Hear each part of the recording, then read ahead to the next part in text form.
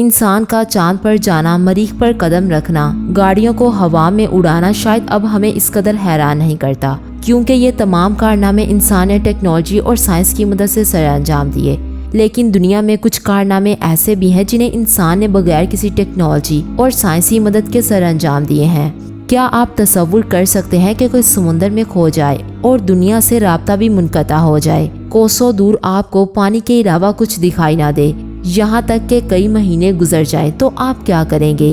ऐसी सूरत हाल में अगर आप मजबूत एहसास के मालिक होंगे और हाजिर दिमागी का मुजाहिरा करने वाले हों तो शायद ही आपके बचने के इम्कानात हों, वरना ऐसी खौफनाक सूरत हाल में तो जिंदगी का इम्कान बहुत कम होगा और हर गुजरते दिन के साथ मौत यकीनी होती जाएगी।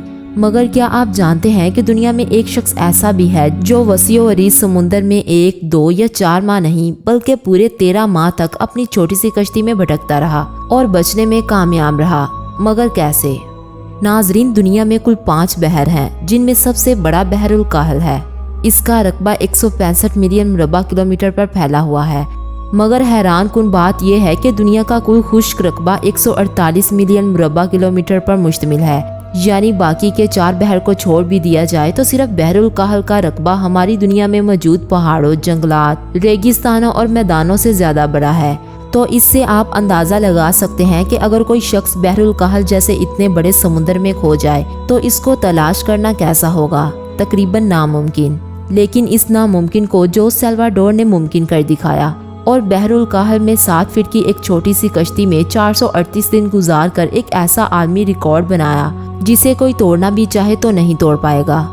ऐसी बात सुनने के बाद सबसे पहले जो सवाल दिमाग में आता है वो ये है कि आखिर जोस 14 माह तक समुंदर में जिंदा कैसे रहा और वो समुंदर में गया किस लिए था।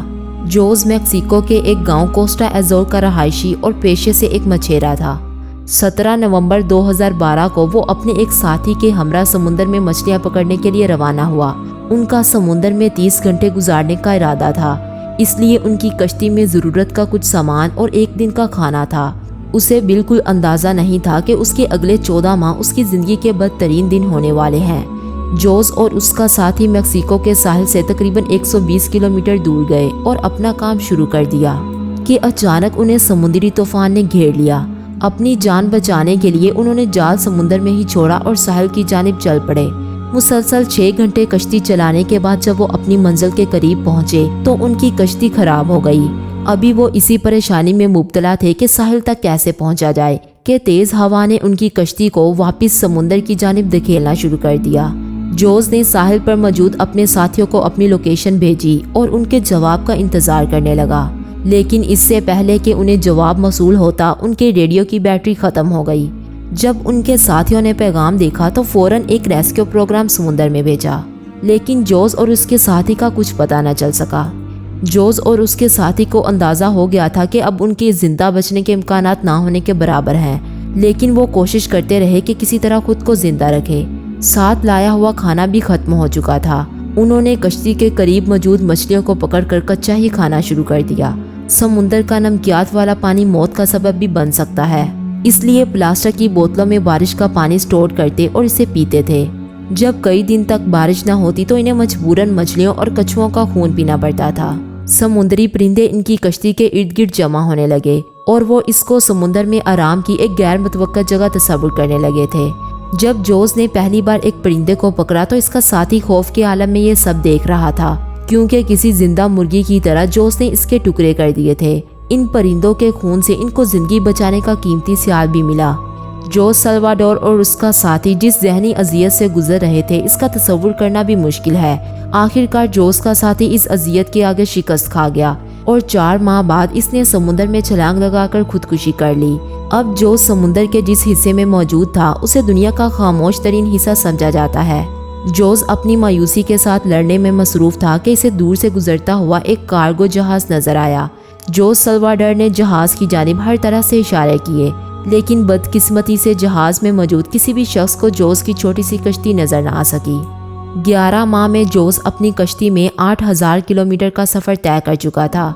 जोस की जिंदा रहने की उम्मीद दम तोड़ती जा रही थी कि अचानक किस्मत इस पर मेहरबान हुई और 30 जनवरी 2014 को समुद्र में 438 दिन गुजारने के बाद जोस को कुछ पहाड़ियां नजर आई और उसे लगा कि वो अपनी मंजिल के बहुत करीब है, जिसके बाद इसने पानी में छलांग लगाई और पहाड़ियों की जानिब तेजी से तैरा, जिसके बारे में बाद में इल्म हुआ कि वो मार्शल आइलैंड्स का हिस्सा थी।